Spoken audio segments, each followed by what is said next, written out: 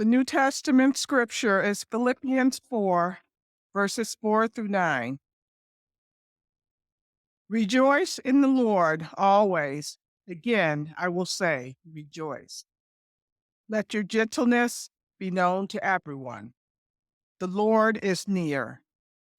Do not be anxious about anything, but in everything, by prayer and supplication, with thanksgiving, let your requests be made known to God.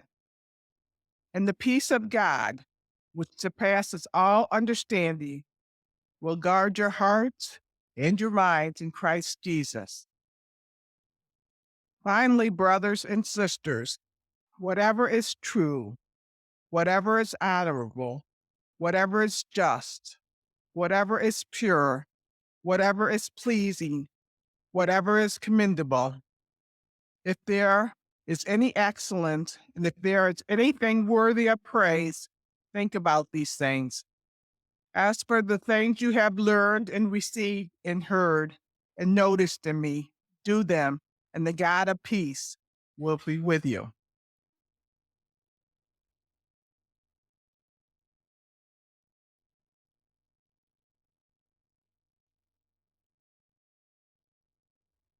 Good morning. As you know, we've been um, working on a summer series, 13 parts in 4 sections.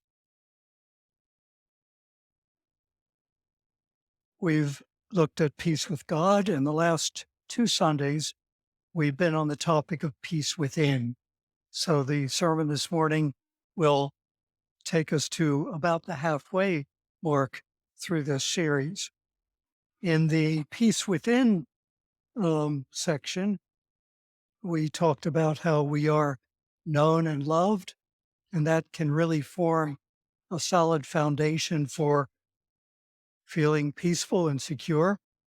And last Sunday, we heard from Taryn talking about letting go of worry, the admonitions that Jesus gave us about trusting God. So this morning, we're on the same topic, but diving even deeper, you might say, looking at peace of heart and peace of mind. Now, when you look at these words, if you didn't know anything at all about who wrote them or who said them, what would you guess about the outlook and the mood of the person? A person who says, rejoice, be gentle, don't be anxious, enjoy the peace of God, let him guard your hearts. Think on good thoughts, put into practice what you learn, and embrace the God of peace. What sort of person would you think would say that? Well, you might say probably somebody in a very comfortable position, somebody that, could put their feet up and not be too stressed about anything. Well, the reality, of course, is that it was written by the Apostle Paul near the end of his life when he was writing a letter to the church that he had helped establish at Philippi. And we read it today in the book of Philippians. Now, he was in confinement. He was in prison. And we're going to talk a little bit more about his prison experiences. But just reflect a little bit on the typical mindset of somebody who spends time in jail. So here's what experts say prisoners typically exhibit: psychological aberrations, distrust leading to panic attacks, claustrophobia, hopelessness, panic and anxiety, nightmares and insomnia, drug and alcohol abuse, increased levels of anger. So if we're reading something that is talking about experiencing peace, And we know it's actually coming from somebody who, at the very moment he wrote that, he's in confinement, being guarded by soldiers. It really makes you realize this must be something worth thinking about and listening to. So the context of the passage that Debbie read this morning is really important because it really drives home that that there must be truth in what Paul wrote. About 5 years ago, Sony Pictures distributed a movie called Paul, Apostle of Christ. How many of you have seen that? Okay.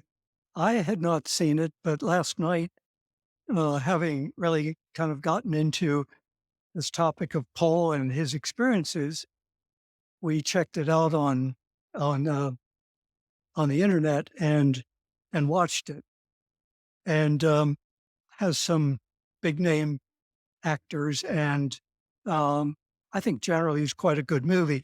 It focuses on the latter years of Paul when he is in prison and he's meeting with Luke to recount the experiences that he had throughout his life. And those experiences, of course, that Luke is writing down there in prison as he visits Paul, are what we read in the book of Acts. So Paul's letter to the Philippians, as I understand it, according to biblical scholars, was most likely written when he was a prisoner in Rome, just about the year 60 AD, which would be just 4 or 5 years before he was beheaded by the Emperor Nero, after the fires that destroyed half of Rome. Now, Paul, as I understand it, was roughly the same age as Jesus, um, but he didn't actually become a Christian, a follower of Jesus, until about 4 or 5 years after Jesus' death. He personally didn't meet the physical Jesus, but as we all know, he had that dramatic experience when he was on his way to Damascus to kill more Christians. And this is portrayed in this artist Caravaggio from approximately 1600.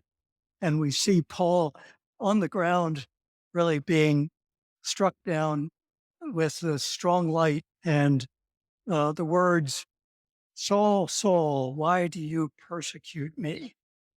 And that personal encounter with Jesus on the road to Damascus just lit a flame in Paul's heart that lived for the next 30 years until his death sometime in the 60s.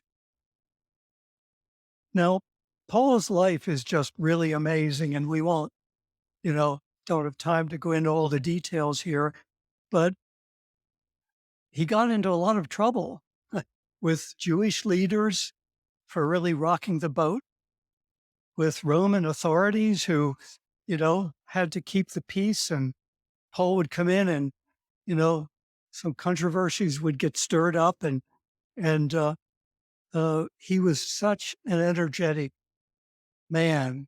The estimate is that he traveled about 10,000 miles during the 30 years that he lived. I mean, during the 30 years that he was an evangelist for Christ. And a number of those years he spent in prison. In fact, the Bible itself records 3 times when he was in jail. And I understand if you add that up, that was about 5.5 years. And Clement of Rome, who was an early historian and writer, records 7 times that Paul was in jail. Paul himself talks about this in his letter to the Corinthians. And this was written at a time when he was trying to distinguish himself from what he considered false teachers. And he said, I have worked much harder, been in prison more frequently, been flogged more severely, and been exposed to death again and again. 5 times I received from the Jews the 40 lashes minus 1. 3 times I was beaten with rods. Once I was pelted with stones. 3 times I was shipwrecked. I spent a night and a day in the open sea. I've been constantly on the move. I've been in danger from rivers, in danger from bandits, in danger from my fellow Jews, in danger from Gentiles, in danger in the city, in danger in the country, in danger at sea, and in danger from false believers. I have labored and toiled and have often gone without sleep. I have known hunger and thirst and have often gone without food. I've been cold and naked. Besides everything else, I face daily the pressure of my concern for all the churches. Now, does that sound to you like somebody to whom peace would just sort of come naturally?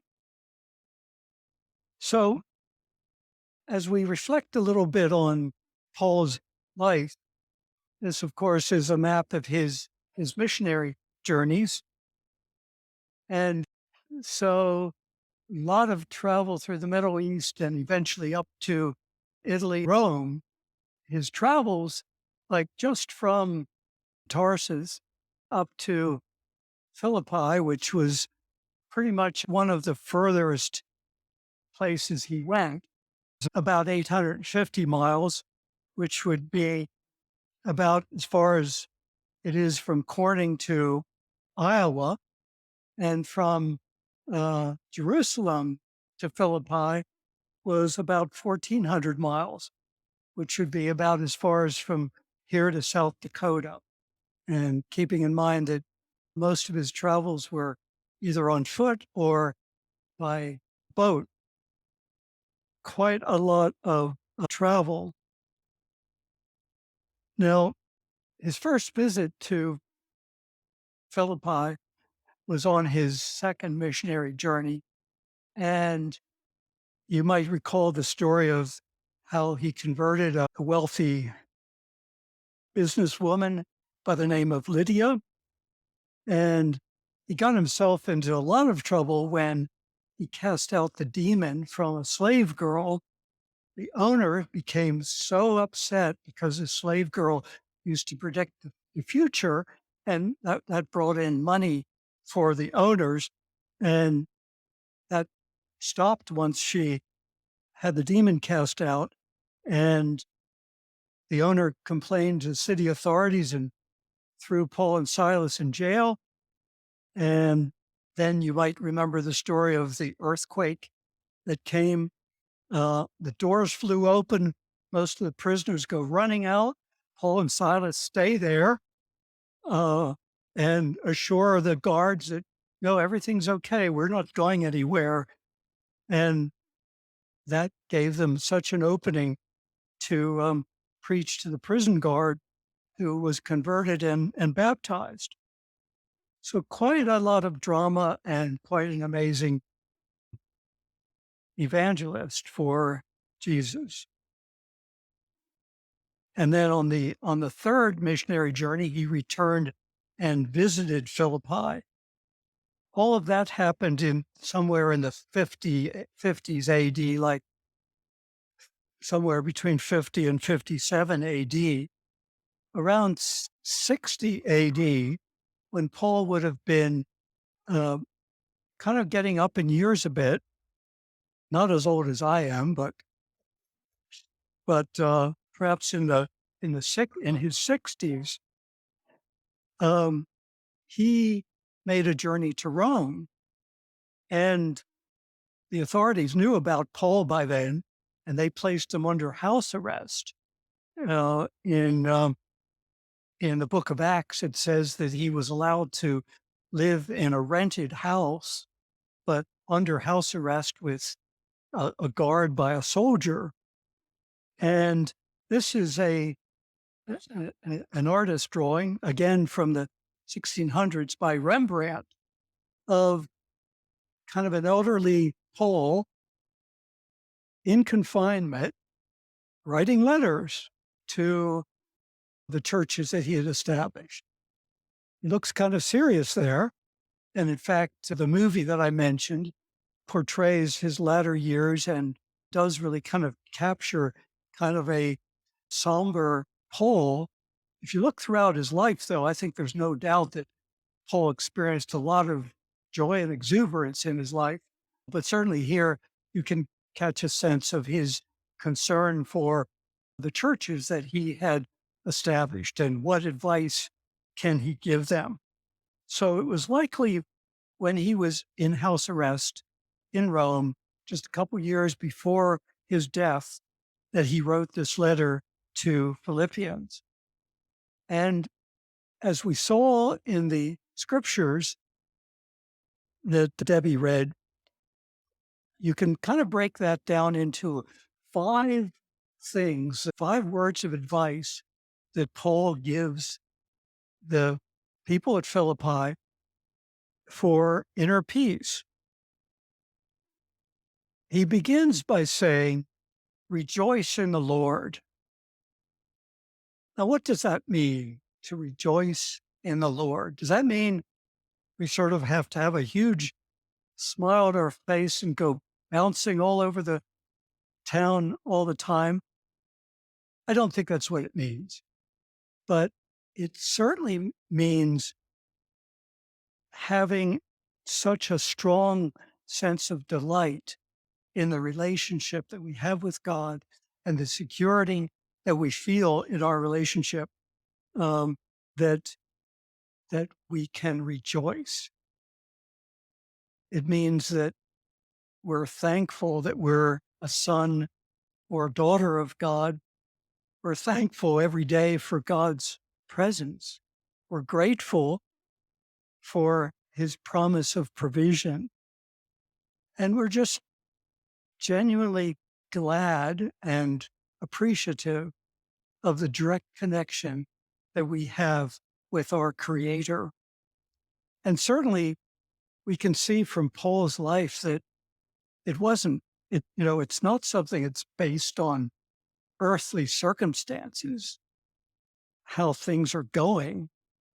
Um, I had a opportunity to try this out this week. I had a tail light that went out on our Dodge Caravan. And so I bought a $7 light and changed it, and it didn't fix it. And I checked the fuse and put a new fuse in, and it still didn't fix it. And so I took it into the mechanics and had it checked out. Cost me $100 to get it diagnosed.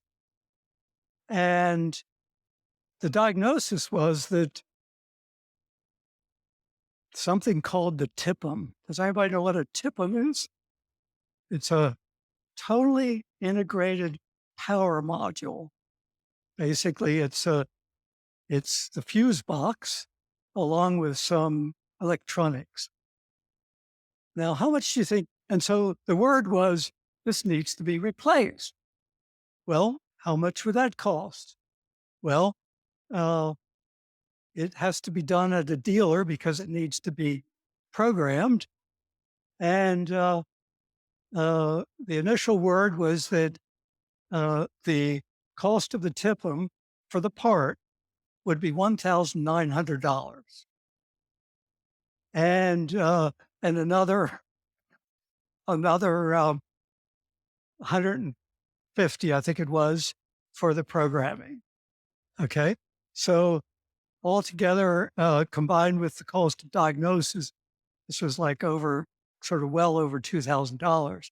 Well, I eventually took it somewhere else and they found a new part that wasn't what they call original equipment, but it has a lifetime warranty, and that would be only $1,000. instead of 1900. So um, I felt like I was under a little bit of a trial this week, but certainly nothing compared with what Paul got into, and um, it'll all work out in the end. So um,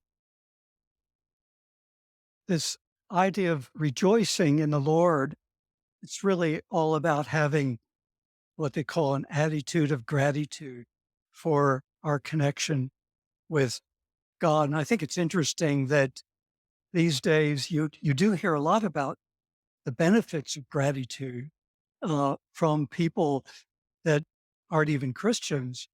I think there's a lot of recognition that there's real psychological benefits from adopting that sort of an approach to life.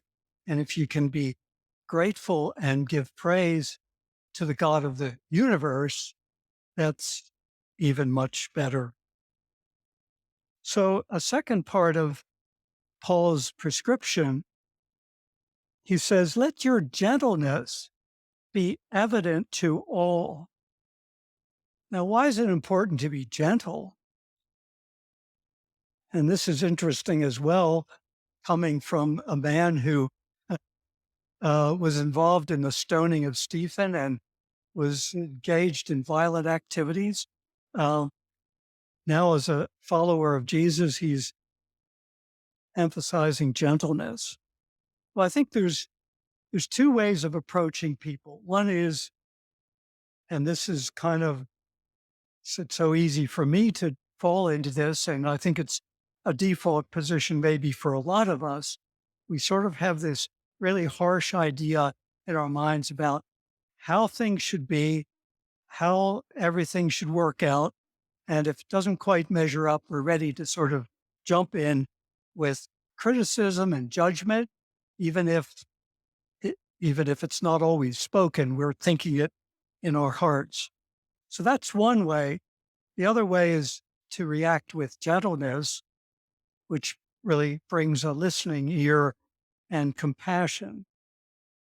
Now, the woman who developed this sort of curriculum, this summer series that we're working on, that a lot of churches throughout the denomination are also following, is Joanna Herader.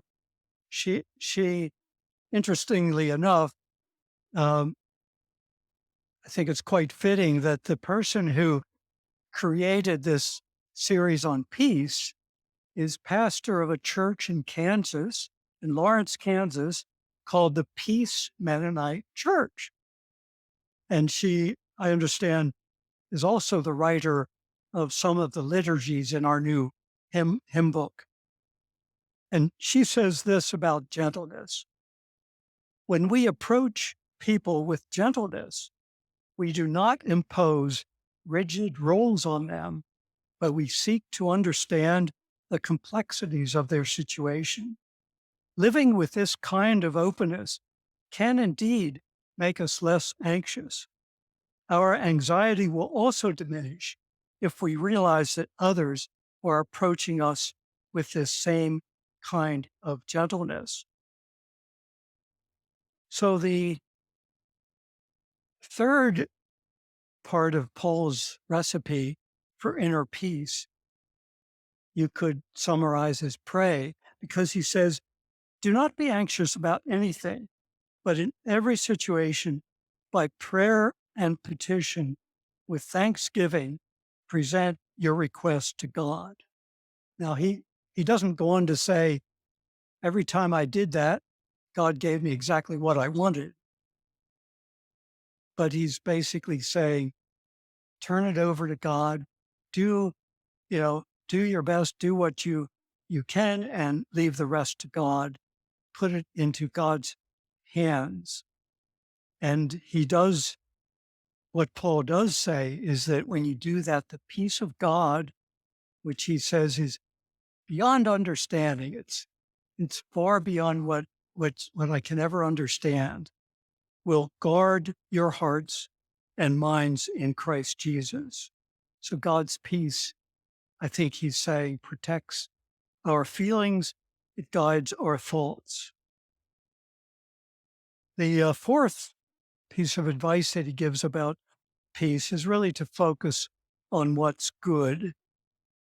And this might be a list that we should all put on our fridge doors, because he says, finally, brothers and sisters, whatever is true, noble, right, pure, lovely, admirable, if anything is excellent or praiseworthy, think about such things. As we heard in the prayer that Bill read earlier, that's not something that's easy for any of us to do, um, but that's really what Paul, and I think what Christ urges us to do. And finally, Paul says, whatever you have learned or received or heard from me or seen in me, put it into practice, and the God of peace will be with you. I think basically he's saying, model yourselves after, in this case, he's saying after himself, after Paul. But I think if you look at the rest of Paul's writings, it's very clear that, he talks about his power coming from Christ, and he himself is modeling his life on Jesus. And so basically he's saying, mimic your lives and your behavior on what you see from Christ and your spiritual mentors. Some of us have, I think all of us have had people in our lives who we've looked up to as being sort of spiritual leaders. There's a lot to be learned by seeing how other people deal with situations. And so from the pen of a man who spent years in prison and was beaten many times, that's portrayed in that movie as well. From the pen of such a person, you have these remarkable words of advice.